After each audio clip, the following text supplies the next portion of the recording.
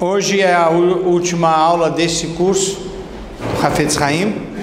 Eu termino esse curso fundamentado no livro Bet Israel, da autoria do Rabino Hafetz Haim, onde o título é Por onde começar o fortalecimento do judaísmo? A gente quer fortalecer o judaísmo, por onde começa?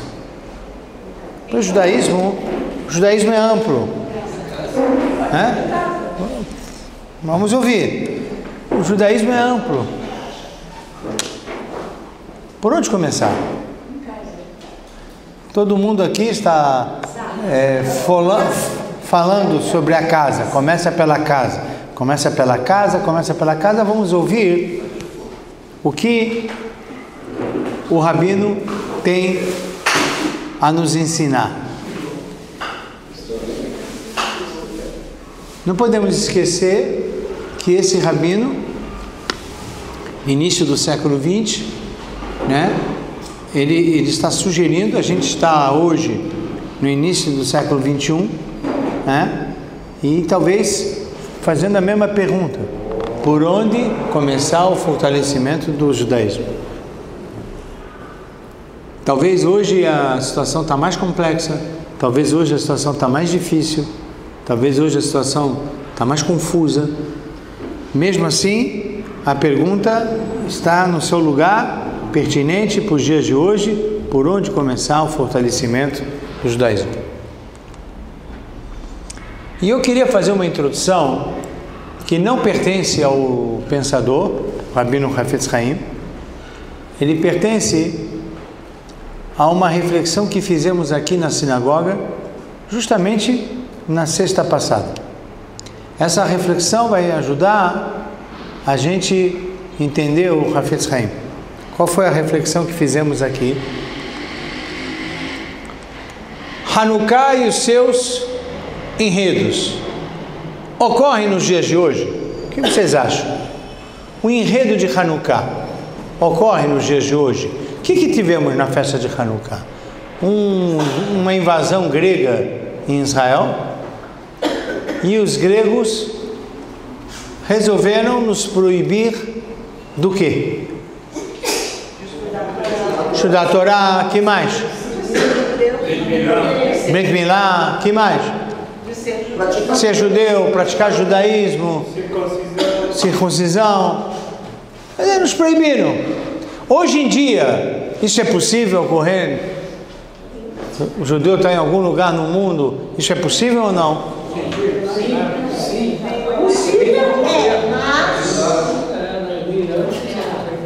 E no Irã? Não, mas não querem parar a Brit Milá. Nós falamos de parar a Brit Milá. Então a resposta é sim. Sim.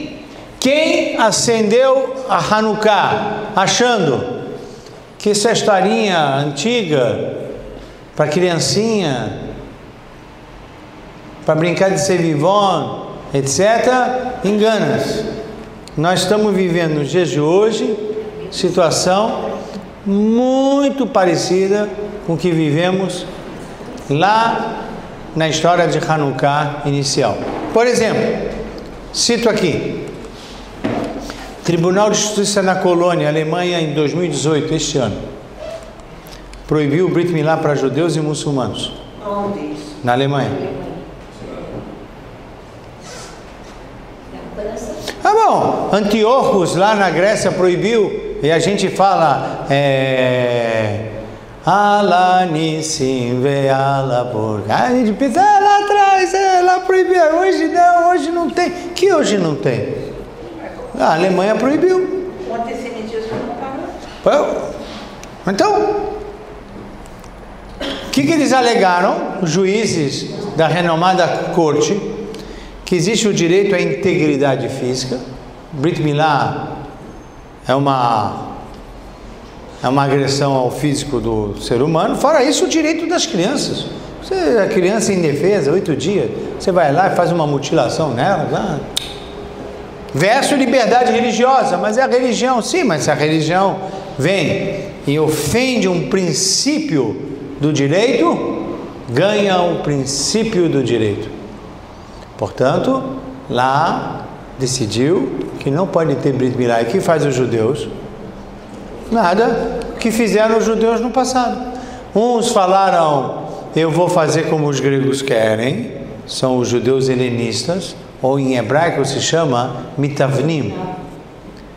Ou você é mitavnim, ou você é macabim. Ou não tem outro, ou você vai enfrentar. Ah, escuta aqui, não posso fazer Brit Milá na colônia, vou para Frankfurt. A lei em Frankfurt já pegou? Não. Então a gente faz o Brit Milá em Frankfurt. Então todos os judeus saem da colônia e vão em Frankfurt. Ah, mas sim, em Frankfurt também não pode. Vou para Berlim. Também Berlim não pode. Vou sair da Alemanha. Ué, ou eu vou entrar com um mandato de segurança e vou brigar e vou discutir.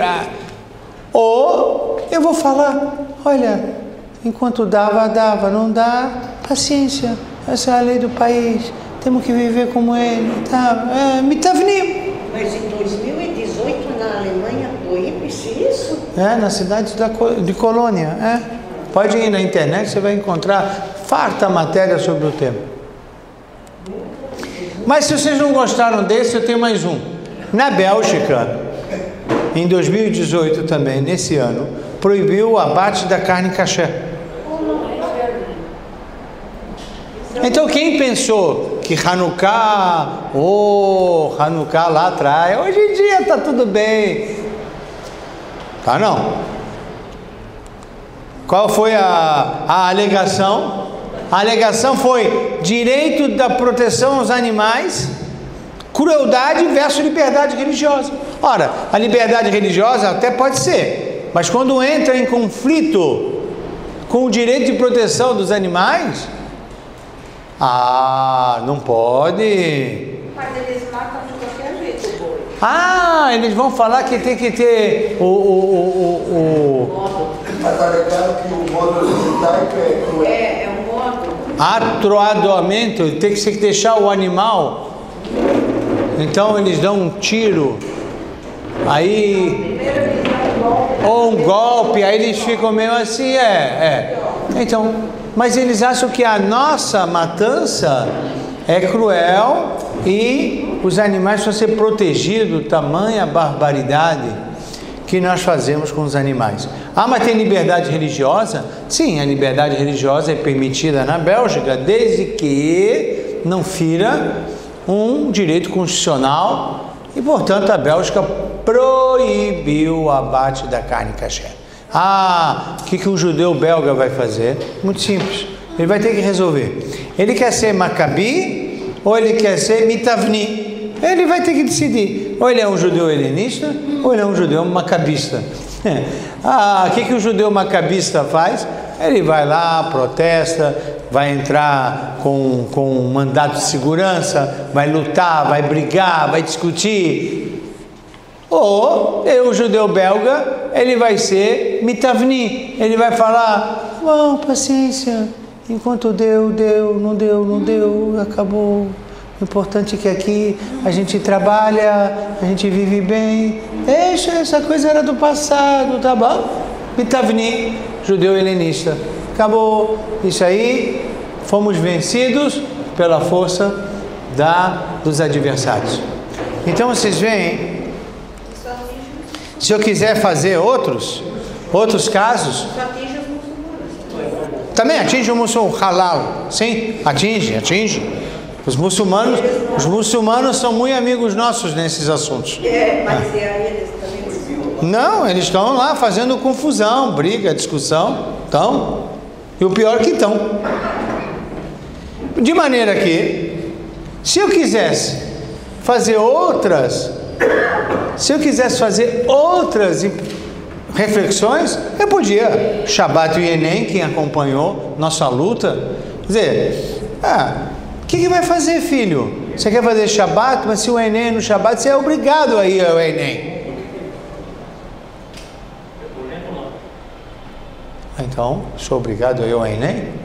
Então eu largo o Shabbat? Ou eu vou lutar como Maccabi e vou tentar tirar o Enem do Shabbat? E enquanto o Enem não sai do Shabat, não faço Enem. Bom, mas isso é a festa de Hanukkah. Desculpa, a festa de Hanukkah foi exatamente isso. A Bélgica decidiu não pode comer carne kasher, como eu me viro? Não posso fazer Brit Milá, como eu me viro? Aceito? Não aceito. Sou macabeu ou sou helenista? That's it. Agora, feriados religiosos no trabalho, na repartição pública, nas faculdades. Eu agora estou trabalhando num tema sobre estudante e gestante, sabe? Porque isso acontece no mundo judaico, isso. Uma menina de universidade que está grávida. Mas pode estar casada também. Não, ok, mas eu cheguei agora. Não, isso só maior concentração no mundo judaico. Que ela vai lá, né, já está casada e está grávida. E aí ela pede um tratamento diferenciado, vai chegando no 7º mês, no 8º mês. Mas como é que o mundo acadêmico vai entender esse caso se nem a professora é casada lá, né? Nós vivemos uma sociedade que nem a professora é casada. Então aí vai a estudante. Sabe quem me despertou esse tema que eu estou? É minha filha. Minha filha serviu, mas depois eu descobri uma série de casos na comunidade que eu estou encampando esse assunto. Então, veja, como fica o direito de uma estudante que é mãe? E agora vocês vão se surpreender com a minha pesquisa. A única lei que ampara a mulher que está na categoria de gestante é uma lei de 1975 do presidente Geisel. O militar protegia. De lá para cá não tivemos mais nada. Não tivemos mais nada. A sociedade, os presidentes do Brasil não estão preocupados com estudantes gestantes, porque não tem nem professora gestante. Aliás, não tem professora casada na faculdade quase. O problema é que ser casado ou o problema é ser gestante?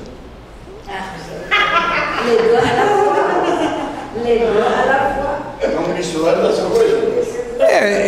Na minha visão judaica, é casado, consequentemente gestante. Eu não estou falando... Até mesmo porque se for gestante sem casamento, normalmente vem o aborto. Se ela não quer fazer aborto, tem que ser... Ah, sim, mas normalmente vai para o aborto. Normalmente. No mundo acadêmico eu estou falando, né? Bom, o que eu estou querendo dizer que a mensagem de Hanukkah não é a coisa do passado. É isso que eu quis dizer. Nós estamos sendo desafiados hoje em dia, no Brasil, há 2 anos atrás, essa lei do abate tramitou na Assembleia Legislativa de São Paulo, Partido Verde, tá? E na época eu me lembro muito bem, o Rabino Weitman, ele encampou a briga. Então é assim, quem é que vai ser o macabeu hoje em dia? Quem vai realmente acender a Hanukkah na comunidade?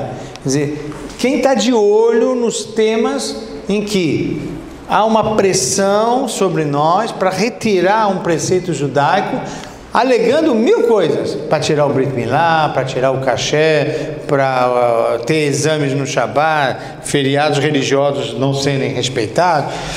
Eu me lembro, eu estava no STF assistindo o voto do ministro que vocês gostam muito, Gilmar Mendes, né? E ele disse, se nós formos respeitar feriados religiosos de todas as religiões que estão no Brasil, aí ele vira, né? Ele vira lá para o outro ministro, né? Se não me engano, foi o Marco Aurélio, e diz, o Brasil não vai mais trabalhar, né? Com ironia. E por ironia, o Marco Aurélio fez um voto brilhante a favor. Ele foi justamente ao contrário. Mas eu estou apenas dizendo que nós temos que brigar, porque essa mensagem de Hanukkah está muito presente no dia de hoje. Tudo isso é um preâmbulo para dizer aonde fortalecer o judaísmo nos dias de hoje, segundo o Hafetz Haim. E ele diz, por onde começar o fortalecimento do judaísmo? Primeiro, pela reza. Gente, judaísmo começa a se fortalecer quando você vê a comunidade cheia rezando em suas sinagogas. Ponto. Isso é um termômetro. Isso é um termômetro. Se as sinagogas estão vazias na hora da reza, termômetro de enfraquecimento. Ponto. Segundo termômetro, Shabat. Se o Shabat está sendo feito em nossas casas, termômetro bom. Terceiro, família, casamentos,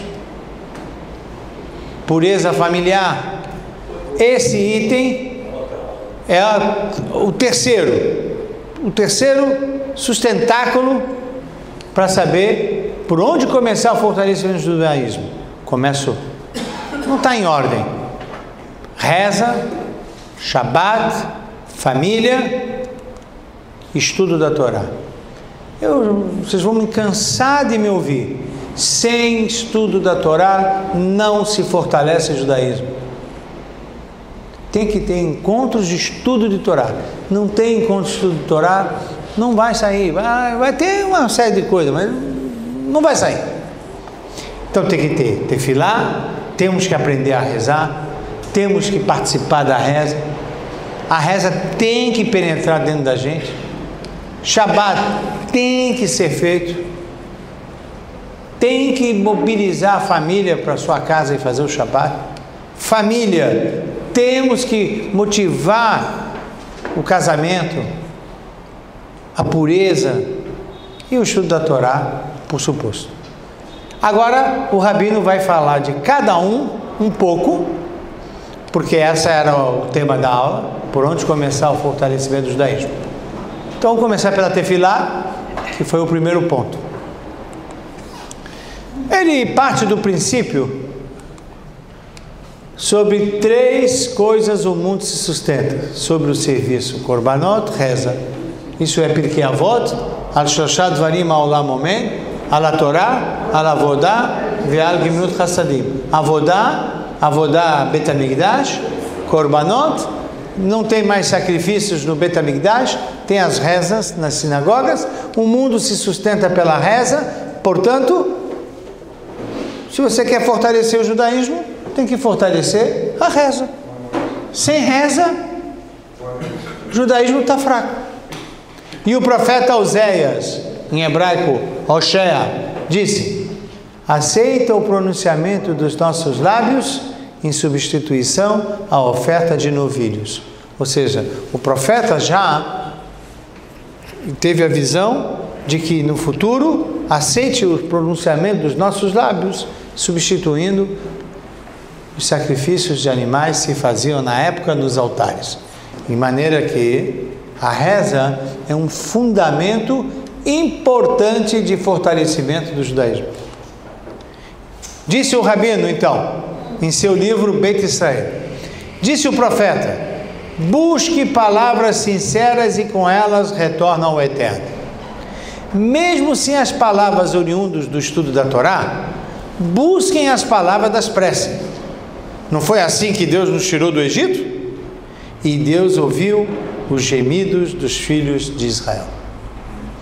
O Rabino, muito claro, mesmo que nós não tenhamos tempo para estudar, mesmo que nós não tenhamos tido a oportunidade de nos aprofundar nos estudos, a fala, as palavras da Torá não estão no seu domínio, mas saiba você que você ainda tem as palavras das preces, e foi com as palavras das preces que o povo judeu saiu do Egito, e Deus ouviu Vaishma, Kadosh Baruch Hu, et hatza'akot של בני ישראל, ויזעקו בני ישראל אל השם. Pronto. Isso precisa estar fortalecido. Nós precisamos recuperar isso de novo. Nós precisamos trazer isso de volta. Isso é fortalecimento do judaísmo. Isso é fortalecimento do judaísmo. Muito bem, nós temos uma questão didática com relação à reza, né? Aliás, a sinagoga está envolvida na produção de um sidur justamente para ajudar isso aqui, no fortalecimento do judaísmo pela reza. Um livro que interage mais, um livro que, além de tradução, transliteração, tem explicação, tem algumas leis e costumes, que seja mais didático, um livro mais unificado. É preciso que a gente só entenda que a reza é um sustentáculo do mundo. Então não adianta falar, por onde começar o fortalecimento do judaísmo? Reza! Não tem outro, não vamos inventar roda. Reza. Ainda sobre a reza, diz o Rabino, início do século XX, estou falando de 1930, infelizmente encontramos pessoas que rezam apenas shacharit, que eu grifei. Outros nem rezam nenhuma das 3 rezas diárias. E aqueles que rezam, a minoria, rezam em suas casas e não vão ao minyan, restando muito poucos representantes de Israel na sinagoga. Então como é que você fala assim, vamos fortalecer o judaísmo? Vamos, como? Começa pelas rezas. Minyan fortes, cheios, rezar shahari, minha, arvit. A pessoa vem, reza Yom Kippur. Próxima reza, Yom Kippur que vem. Isso é fraqueza judaica. Isso é fraqueza judaica.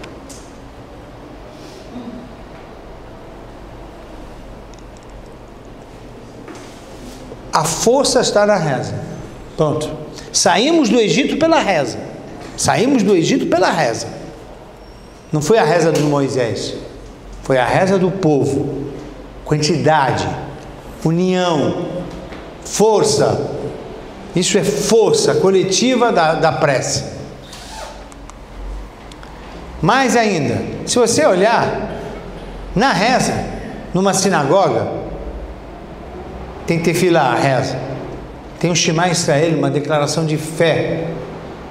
Estamos vestidos de talit, filim. Sabe o que é isso? Aliás, na própria foto, é uma foto que a gente fez aqui da sinagoga. Dá para ver que é a nossa sinagoga, né? Olha só isso, gente. Olha só isso. Imagina a vibração celestial. Quando o Kadosh Baruch Hu entra na sinagoga, vê essa sinagoga cheia, talit, filim, todo mundo rezando a Amidah, está baixebolado, não tem nada que segura, nada. Vocês não veem foto do Kotel? Não é o Kotel lotado. Tem, eu morei 10 anos em Israel, e eu morei na cidade velha de Jerusalém. Tem 2 vezes ao ano que todos os Kohanim que podem chegar no Kotel chegam para fazer Birkat Kohanim. Isso é em Hol HaMoed de Pesach, Hol HaMoed de Sukkot. Privilégio de quem mora lá dentro para ver isso. O Kotel está tomado de Kohanim. Os Kohanim, quando põem o talit na cabeça, viram para abençoar. O Hazan é Hol HaMoed, não é Yom Tov, pode usar microfone. Então ele fala aí, Barech Echa, versão Sfaradi, versão Ashkenazi, tango, bolero, o que vocês quiserem tem. Tem de todos os ritos, né? De todos os ritos tem. Quando os Kohanim respondem, olha, eu acho que as pedras do Kotel saem do lugar. Isso é força. Isso é força judaica.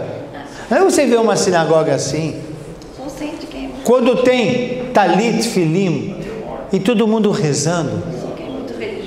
Isso aqui é forte. Isso, vocês não fazem ideia. Mas quando você vê uma sinagoga um pouco, é fraco.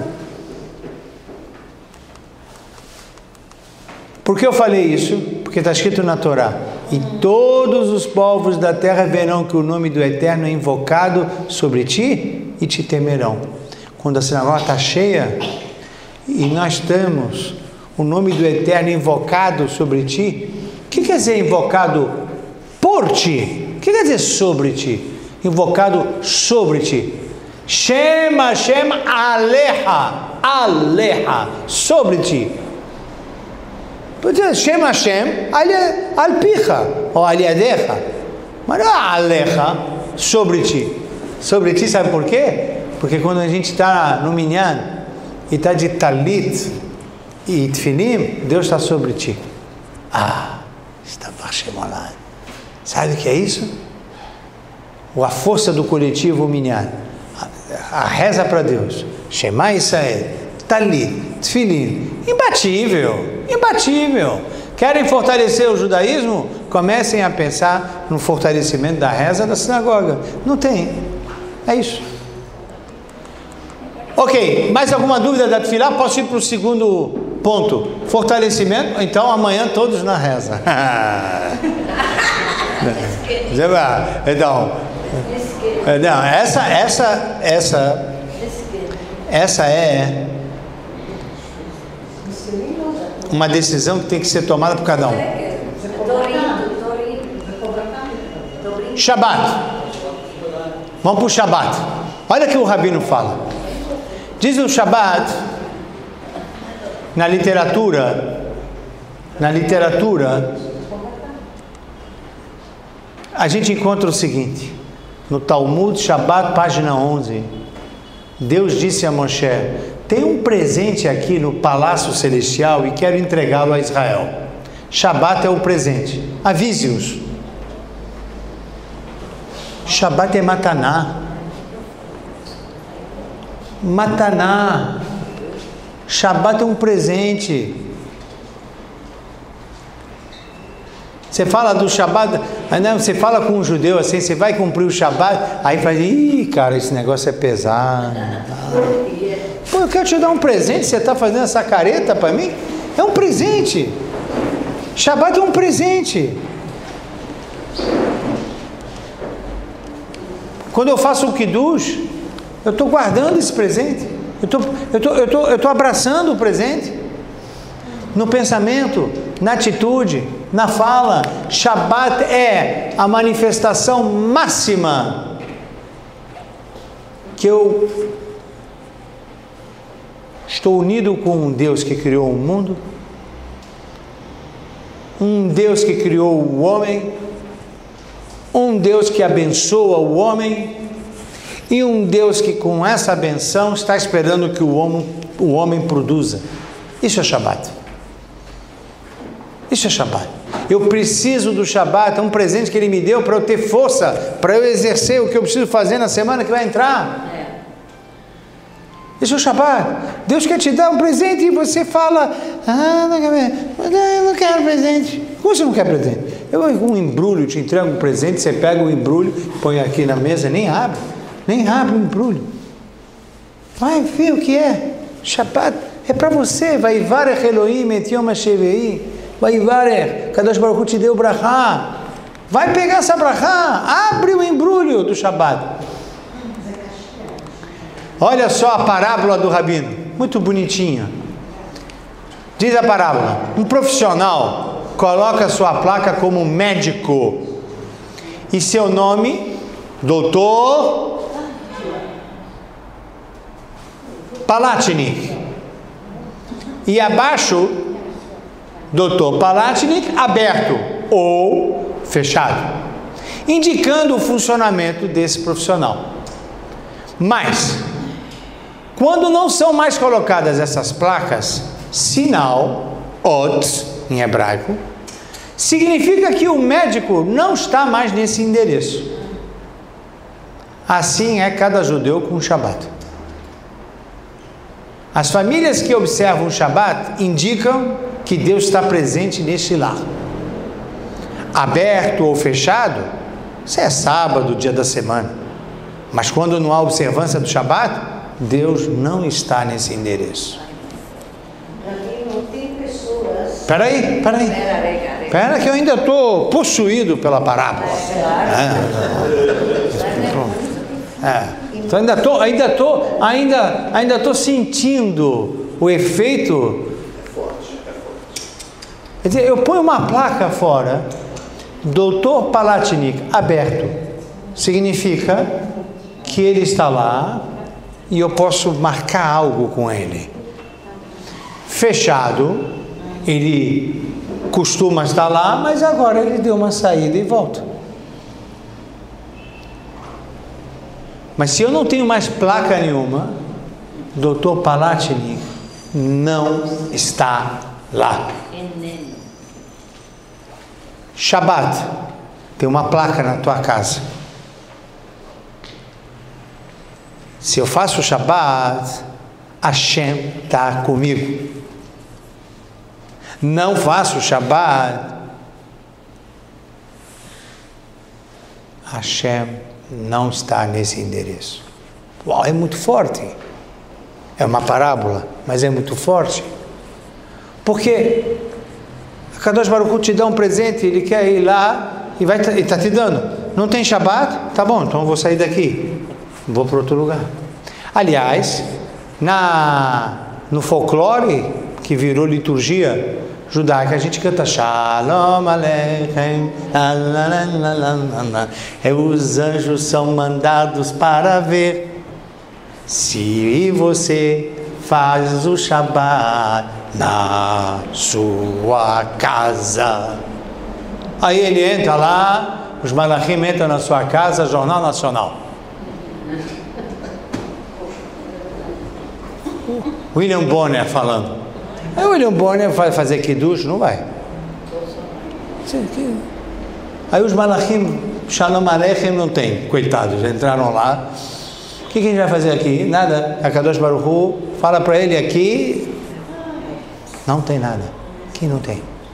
Cadê as crianças? As crianças cantam Shalom Aleichem. Videogame.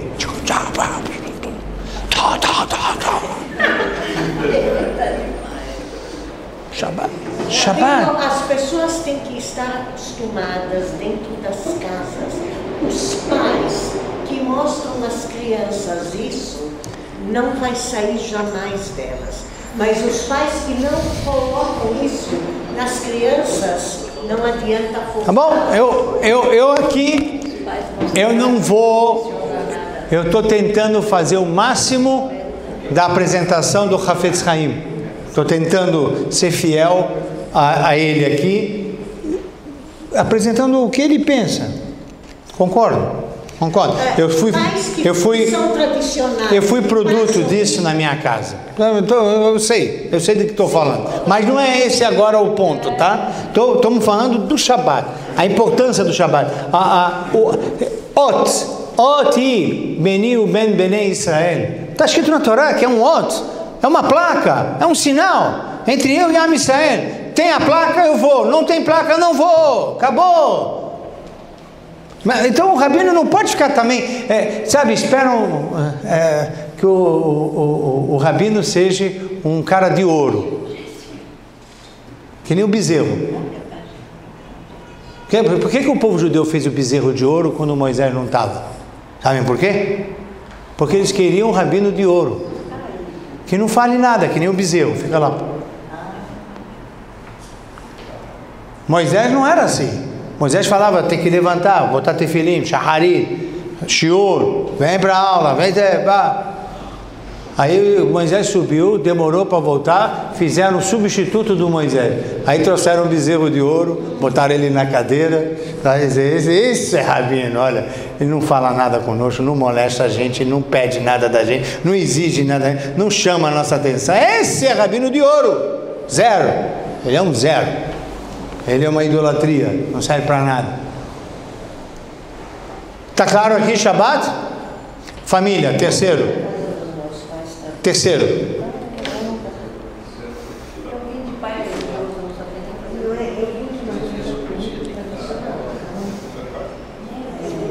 Família. Quando regressamos na época de Esdras, exílio da Babilônia, voltamos do exílio da Babilônia, Pérsia, deveríamos ser premiados com muitos milagres. Afinal de contas, voltamos a entrar na terra de Israel. Como foi na época de Joshua, a muralha de Jericó caiu, o sol parou, sério de milagres. Mas em função de vários casamentos mistos, 300 famílias entre 400 mil, quanto dá o percentual? 10%. Nem chega, né? Nem chega a 10%. Nem... Aliás, 10 não.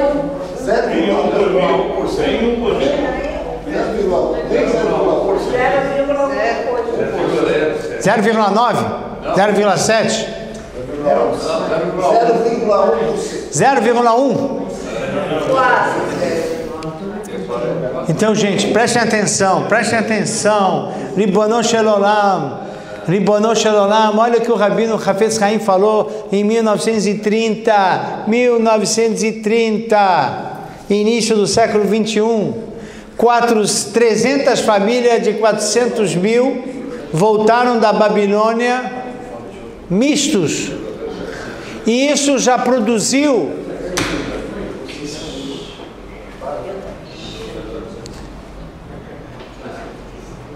Isso já produziu 300 de 400 mil, produziu uma diminuição de presença divina.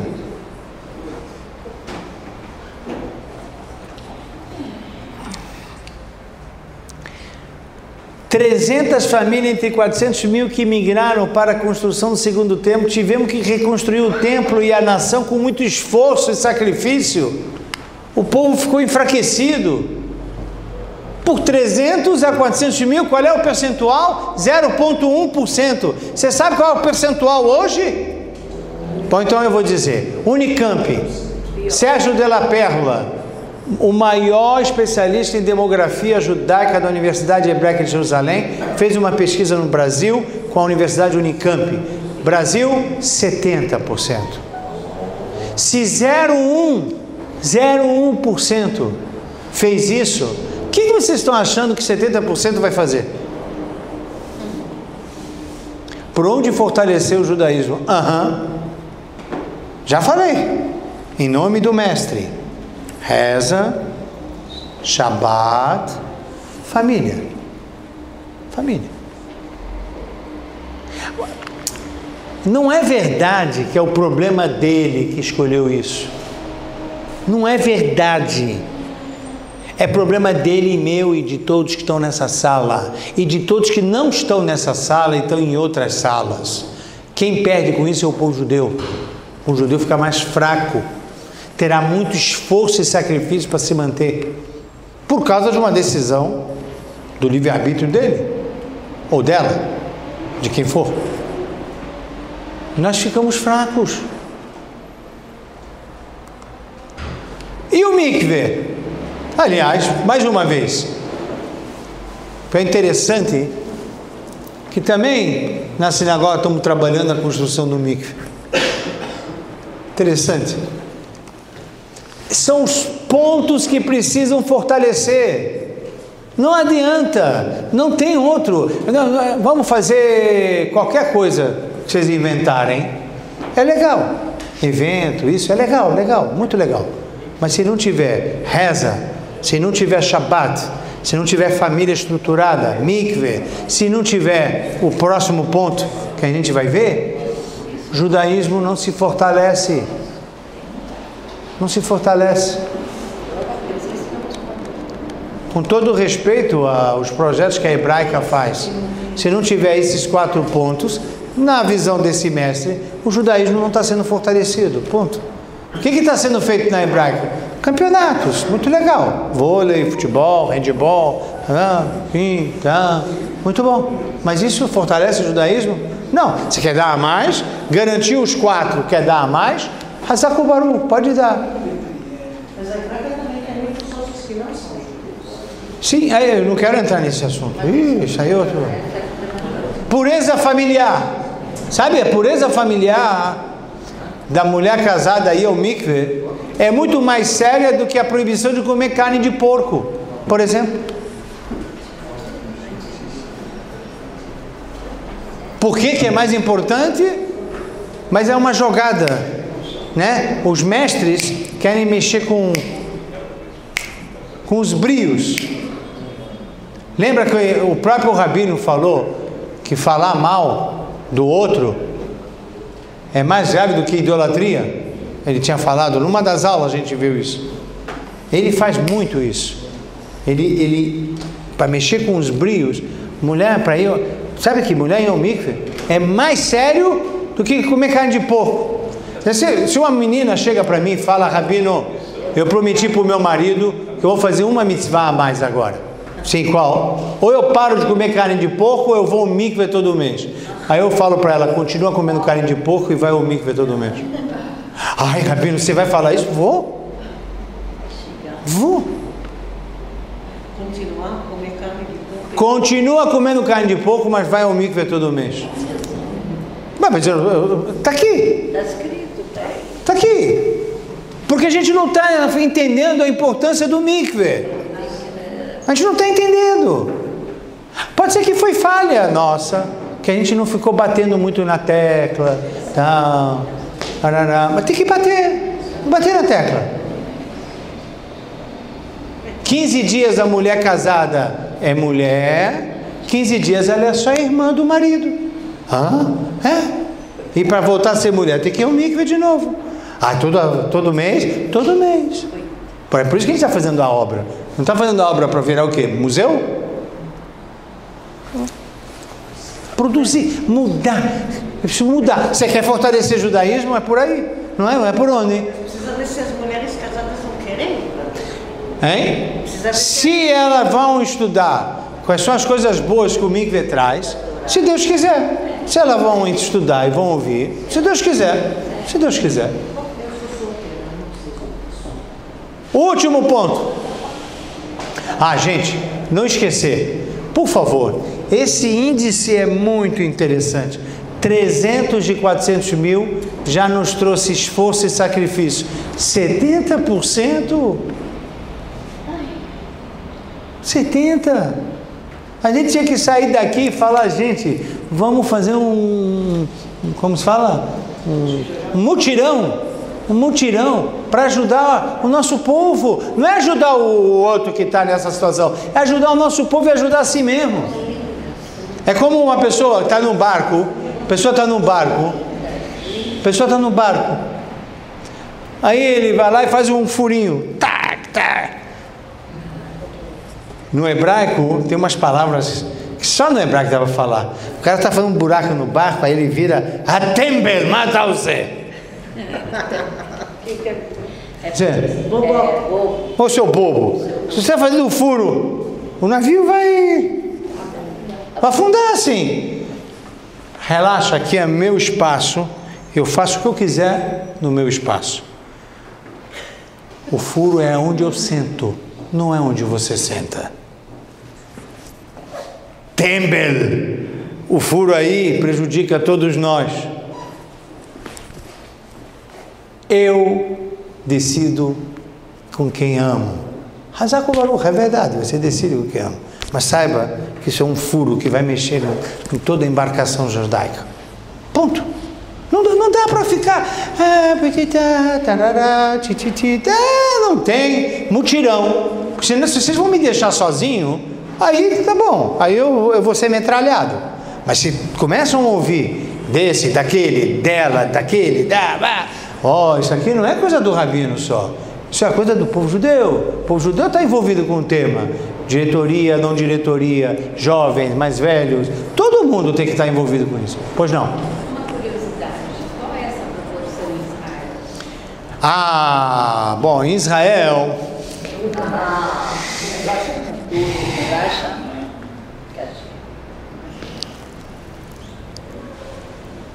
Nos Estados Unidos... Não, eu estou tentando chegar no número em Israel. O índice de assimilação em Israel é bem menor, tá? Porém, com o lobby crescente dos reformistas hoje em Israel, então esse número baixo pode começar a subir. Mas a última vez que eu toquei nos números de Israel, porque os Estados Unidos é maior que o Brasil. Os Estados Unidos é na casa de 75%. O Brasil é 70%. Em Israel, se não me falha a memória, não ultrapassa 10%. Não ultrapassa. É baixo. Mas o número pode crescer com o lobby reformista que está toda hora querendo entrar em Israel. Até agora não entra. Sábado retrasado, eu estava em Janópolis. E aí, eu estava em reunião de família e tinha uma pessoa de Israel que trabalha com uma ONG onde eles fazem serviços de casamento de graça. E eu fiquei rindo. Aí ele falou: por que você está rindo, Rabino? Não, porque serviço de casamento de graça. Mas é por suposto que o serviço de casamento tem que ser de graça. Só faltava essa, né? Uma pessoa me procura para casar, vai custar tanto. Não vai custar nada, né? Vamos em frente. A maior mitzvah que tem é casar jovens, né? Mas parece que em Israel isso precisa ser trabalhado, né? Muito bem. E ele disse que cada vez mais os reformistas estão propondo casamentos mirabólicos. Por exemplo, eu vou casar você no meio do barco. Muito legal. Num barco, num navio. Então fazer a culpa no navio e tal. Legal, Principalmente Não, até aqui tudo bem, só não sei. Aí eu queria saber com que trajes, porque você tem que fazer cerimônia, tem brachá, tem isso, trajes de barco. Aí ele falou: você não está acreditando em mim? Eu falei: não, tá engraçado, tá parecendo alguma coisa Rio de Janeiro, assim, né? Coisa de Ipanema. Aí eu falei: não, eu vou trazer a foto. Aí a minha família: não, o Rabino não vê essas coisas. Não, faço questão de ver, porque senão eu não vou acreditar. Faço questão. Eu já estou velho, fica tranquilo, não vai acontecer nada. Aí trouxeram a foto. Eu não acreditei. Era na roupa do Rabino. Era um Tarzan. Agora me diz uma coisa: uma pessoa que vê um serviço desse, não precisa, talvez. Não sei por quê. Pergunta para eles. Por que? Não sei. E todo mundo lá, em cima de um barco, o Rabino lá de Tarzan. Ele tinha uma kippá. Ele tinha uma kippá, né? Parecia uma kippá como é o nome daquele cara dos heróis que criou os heróis? Faleceu há pouco tempo, não foi? Que criou. Então parecia a kippá do Aquaman, sabe? Aquaman, um negócio assim azul, com umas bolinhas. Estava engraçadinho para a festa de Purim aquilo. Era uma fantasia. Mas aquilo era verdade. Então, se isso penetrar em Israel, então é claro que é provocação, claro. Mas tudo bem. Mas eu vou voltar para cá. 300 famílias em 400 mil trouxe trabalhos, esforço. 70%? A geração não é... Até mesmo porque aqui na Babilônia ficamos só 70 anos. Nós já estamos 2000 anos, quase. 70 anos e mais.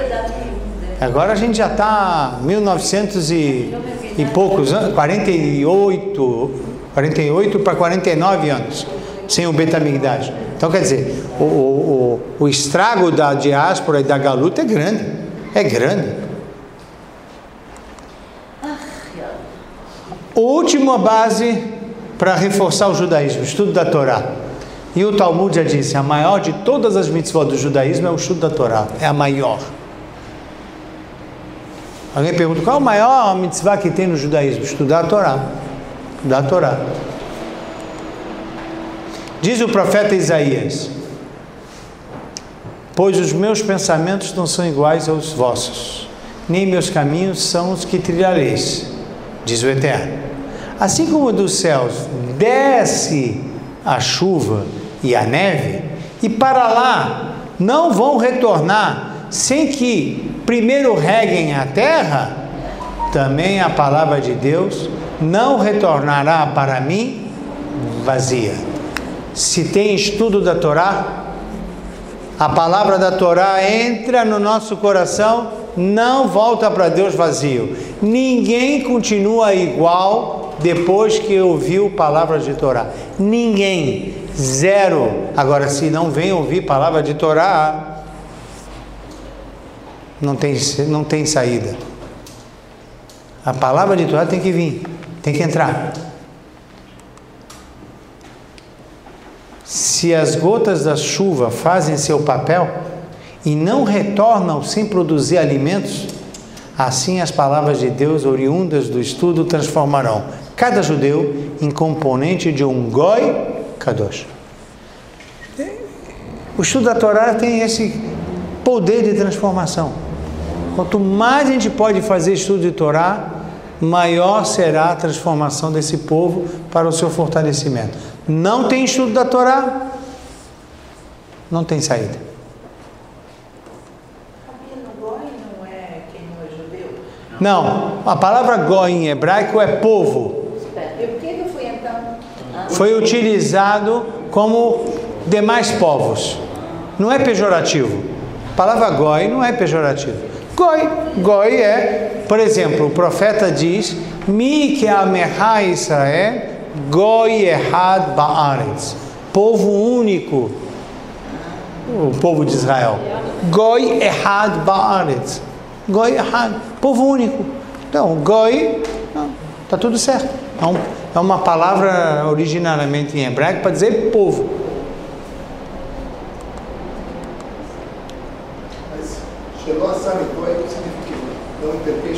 A um povo qualquer, e sim a Israel, é isso que quer dizer. Não sou japonês, não sou chinês, não sou australiano, não sou isso, eu sou Israel. Não é pejorativo, de novo, é apenas você quer enaltecer Israel.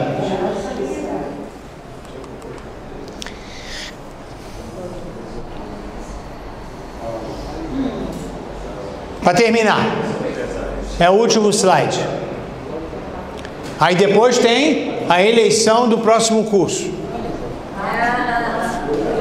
Sistema de condomínio. Levanta a mão, abaixa a mão, levanta a mão e that's it. Depois dos 120 anos, nós vamos receber a seguinte pergunta. Pergunta celestial. Trabalhou com honestidade?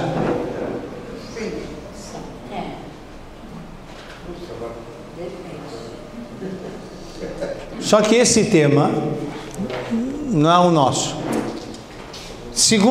A segunda pergunta. Fixou momentos para o estudo da Torá? Esse é o nosso tema. Não. Vocês podem falar, toda segunda-feira eu ia lá na Rua Cravinho. Fixou. Esse está carimbado. Fixou. Eles podem perguntar só. Toda segunda-feira você foi só? Dá desconto. Isso eles podem perguntar. Só isso? Só isso, mas dá desconto pequeno. Aí você vai falar, eu estava super ocupada, não tinha, mas o tempo que eu podia, pode. Aí mostra um vídeo na hora. Aí então, WhatsApp.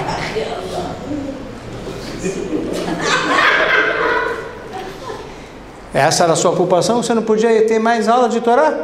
Não, isso aí foi um... Não, peraí, você está pegando no meu pé assim. Peraí. Aí, então vou passar um pouco o filme. Então, novela das 6. Novela das 7. Novela das 8, das 9. Quantas novelas são? Quanto tempo nós estamos usando para estudo de Torá, e quanto tempo não estamos usando, e se não estamos usando, estamos fazendo o que exatamente? Será que está sendo bem aproveitado o tempo? Então essa é a pergunta. Trabalhou com honestidade? Não, eu estou trabalhando, mas com honestidade não é o nosso tema. Mas saibam que é a primeira pergunta, hein? É a primeira pergunta. Sabe por quê que é a primeira pergunta? Trabalhou com honestidade? Sabe por quê? Pergunta para as pessoas. Você vai vir no minyan? Não, tenho trabalho. Você vai vir no shiur? Não, tenho trabalho. Você vai não sei o que? Não, tenho trabalho. Bom, então tá bom. A primeira pergunta é: trabalhou com honestidade? Já que você viveu todo do trabalho, então eu vou perguntar se você trabalhou com honestidade. É justo? É justo. Você dedicou tanto tempo. Então vamos perguntar se você trabalhou com honestidade. E logo depois, fixou momentos para o estudo da Torá? Na reza, nós rezamos assim: ilumine os nossos olhos com a tua Torá e apega o nosso coração aos teus mandamentos, para que não sejamos confundidos, nem nos envergonhemos para sempre. Sidu, reza recitada 365 dias no ano. A gente reza essa parte aqui. Quer ver? Vocês vão saber qual é que eu vou cantar. Então, ilumina os nossos olhos com a sua Torá, apega o nosso coração com o teu mandamento, que não sejamos confundidos,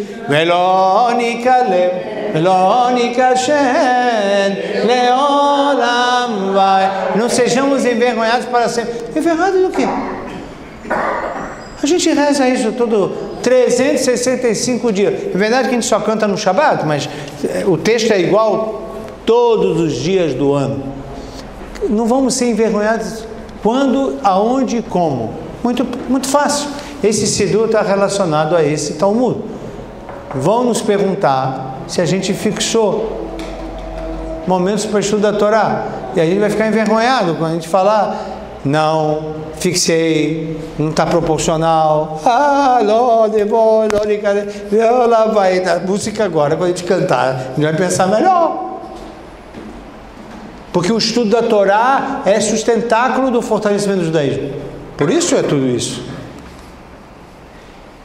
Diz o Rabino: devemos cuidar dos nossos sentimentos, porque a gente já falou, apega o nosso coração aos teus mandamentos.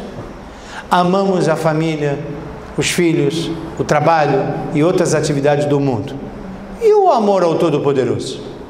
Pergunta ao Rabino: como estão sendo representados os amores anteriores? E o amor ao Todo-Poderoso? Como está representado? Amar a família, você fala: eu levo eles, eu dou para eles, e a fé. Aos filhos, eu levo eles, eu dou para eles, e a fé. Ao trabalho, eu faço isso, acordo cedo, e a fé. E a Deus? Bom, está aqui. Aqui aonde? Aqui dentro, fica tranquilo. Eu e Deus. Representado de que forma? Então, é isso. Essa é a ideia da reza ali, tá? Tendo dito isso, 9h07 da noite, terminei a aula. Espero que ficou claro por onde fortalecer o judaísmo. Alguém tem alguma pergunta, observação? Que eu quero passar para a eleição do próximo curso. Sim? Qual foi a contribuição do Geisel para os gestantes? O Geisel fez a seguinte contribuição: que a partir do 8º mês de gravidez, a estudante gestante pode pedir para a universidade licença antecipada, sem descontar da licença maternidade, em função que ela já se encontra em período já de instabilidade, em função de enjoos possíveis, etc. Então, isso data de 1975. Fizemos as faculdades se lembrarem dessa lei que eles desconheciam. E o interessante é que depois do Geisel não teve mais nada em proteção às mulheres. Fala-se muito dos militares, mas os únicos que protegeram a mulher, e no caso os gestantes, foram justamente os militares, viu? O bando de civil que passou depois, ninguém pensou nelas. Mas a lei é válida. A lei está válida. Tá, mas eles esqueceram. Eles esquecem o que eles querem. Muito bem, pois não? Eu tive com um grupo que chama Hillel nos Estados Unidos. Sim. Conhece com certeza. E a primeira vez que eu tive encontro com os jovens, eles estavam todos de piercing no chão, rezando melhor que eu, que sou filha de religioso. Jovens na Califórnia, etc. Com piercing, com tudo que o senhor quer. Eu espero que eles começaram. Quem será a alma dessas pessoas? Não sei. Bezat Hashem, eles já estão sentados na poltrona. Se Deus quiser, se Deus quiser. Hein? Já deve. Gente, mais uma pergunta? Posso? Então, primeiro eu queria agradecer a vocês que ficaram até o dia de hoje ouvindo o Hafetz Haim.